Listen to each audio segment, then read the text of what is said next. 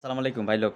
Croatia appointment Dhaka থেকে পাওয়া যাচ্ছে। এই গুঞ্জনে, এই খবরে অলরেডি সিন্ডিকেট যারা অ্যাপয়েন্টমেন্ট বিক্রি করে, অ্যাপয়েন্টমেন্ট বাণিজ্যের জন্য যারা পারবে তারাও মাঠে নেমে গেছে, যারা পারবে না তারাও মাঠে নেমে গেছে। ভাই, আপনার ওয়ার্ক পারমিট আসছে, আল্লাহর ওয়াস্তে যারা বিক্রি করবে অ্যাপয়েন্টমেন্ট তাদের কাছ থেকে অ্যাপয়েন্টমেন্ট কিনবেন না। আপনার পারমিট বের হওয়ার পরে তো আপনার ডেট ক্যালকুলেশন করলে তো 60 দিন আপনি হাতে পাবেনই। যেহেতু বাংলাদেশে অত তাড়াহুড়ার কিছু নাই।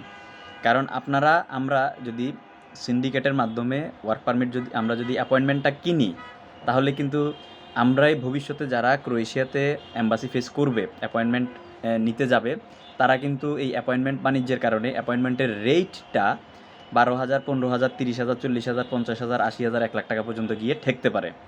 তো যারা এই অ্যাপয়েন্টমেন্টের স্লটগুলা যারা করবে, আপনার শর্ট দেখিয়ে অ্যাপয়েন্টমেন্ট বিক্রি করতে চাইবে, তাদের কাছ থেকে দূরে দূরে থাকুন। আমরা কেউ অ্যাপয়েন্টমেন্ট টাকা দিয়ে কিনবো না। আমরা যদি না কিনি, তাহলে তারা কিন্তু আস্তে করে তারা ঘরের ভিতরে ঢুকে যাবে। আর আমরা যদি কিনি, তাহলে কিন্তু সমস্যা।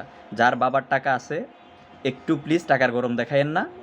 Appointment date normally appointment date আপনার এজেন্সি যখন নিয়ে দিবে তখন ফাইল জমা করেন। কারণ আপনার ওয়ার্ক পারমিটটা আসার পরে ক্রোয়েশিয়ার ক্ষেত্রে একটা সুনির্দিষ্ট সময় আছে।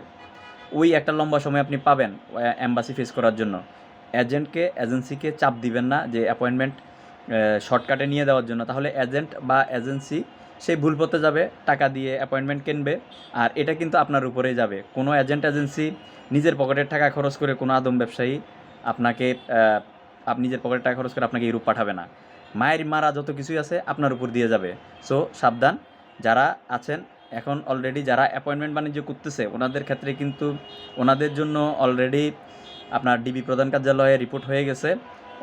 ওনারাও সাবধান হয়ে যেতে হবে আগে থেকে, না হয় কিন্তু ওনাদেরকে ডিম থেরাপি দিবে। কারণ এখানে এম্বাসি আসাটা খুব সহজভাবে চলে আসছে এটা মনে করেন না। কারণ এম্বাসি আনার ক্ষেত্রে কিন্তু অনেকেই অর্থ, শ্রম, মেধা, ঘাম দিয়ে নিয়ে আসছে। তো এটা এভাবেই অ্যাপয়েন্টমেন্ট বাণিজ্যের কারণে রোমানিয়ার ক্ষেত্রে যে যা ঘটেছে, একটা অনাকাঙ্ক্ষিত ঘটনা ঘটছে, ওরা চলে গেছে। ভিএফএস গ্লোবালটা যেন, ক্রোয়েশিয়ার এই জিনিসটা যেন চলে না যায়। যার জায়গা থেকে কেউই অ্যাপয়েন্টমেন্ট কিনবেন না, টাকা দিয়ে অ্যাপয়েন্টমেন্ট কিনবেন না। না হয় আপনারা যদি কিনেন, তাহলে সবাই কিন্তু কিনতে হবে। কিনতে গেলে এই অ্যাপয়েন্টমেন্ট বাণিজ্য শুরু হয়ে যাবে। 2,000, 2,500 টাকার একটা অ্যাপয়েন্টমেন্ট তখন কিন্তু 1 লাখ টাকায় বিক্রি হবে। এটা থেকে সাবধান। সবাই যার জায়গা থেকে প্লিজ অ্যাপয়েন্টমেন্টটা টাকা দিয়ে কিনতে যাবেন না। ধন্যবাদ।